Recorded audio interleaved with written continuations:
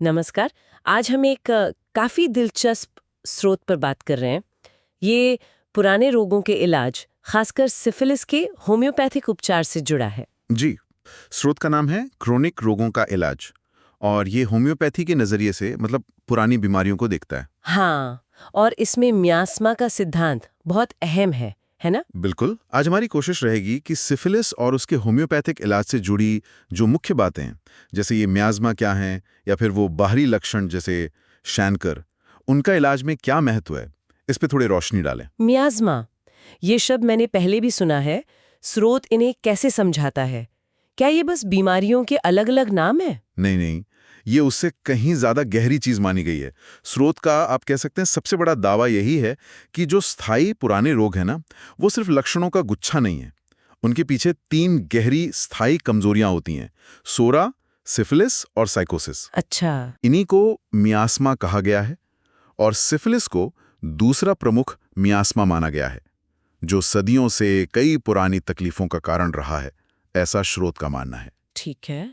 तो ये एक तरह की अंदरूनी जड़ वाली बात हुई। हाँ। फिर सिफिलिस के जो बाहरी लक्षण होते हैं, जैसे वो शैंकर, उसका क्या? आमतौर पर तो लोग उसी का इलाज करवाते हैं।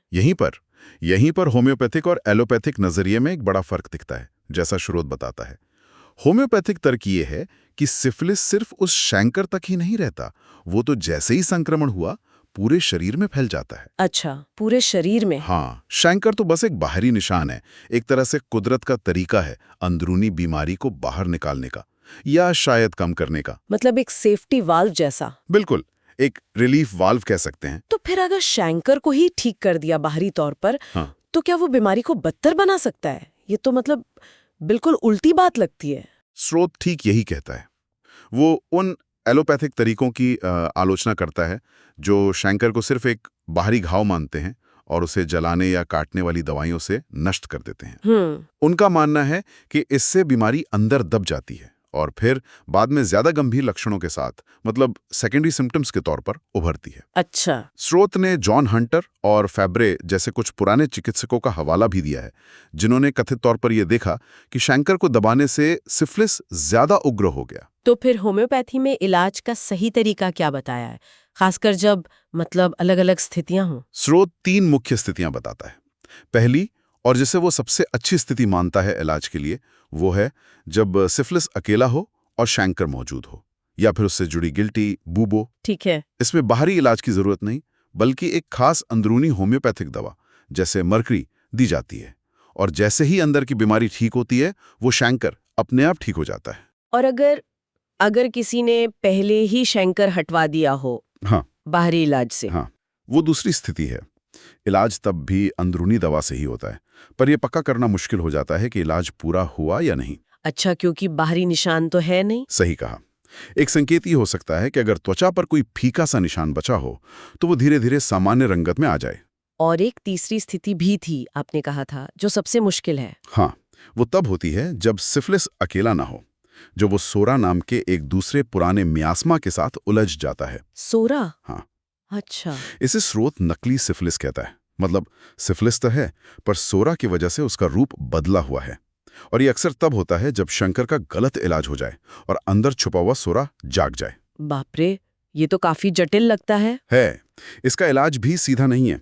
पहले एंटी सोरिक दवा, सोरा को शांत करने वाली दवा देनी होती है, और उसके बाद फिर सिफिलिस के लिए मर्क्यूरी की तैयारी वाली दवा। आपने मर्क्यूरी दवा का जिक्र किया कई बार। हाँ। क्या इसकी तैयारी को लेकर भी कुछ खास बताया गया है? हाँ बिल्कुल, मर्क्यूरी को मुख्य एंटीसिफिलिटिक दवा माना गया है। हाँ। और स्रोत इसकी तैयारी की एक खास विधि बताता है।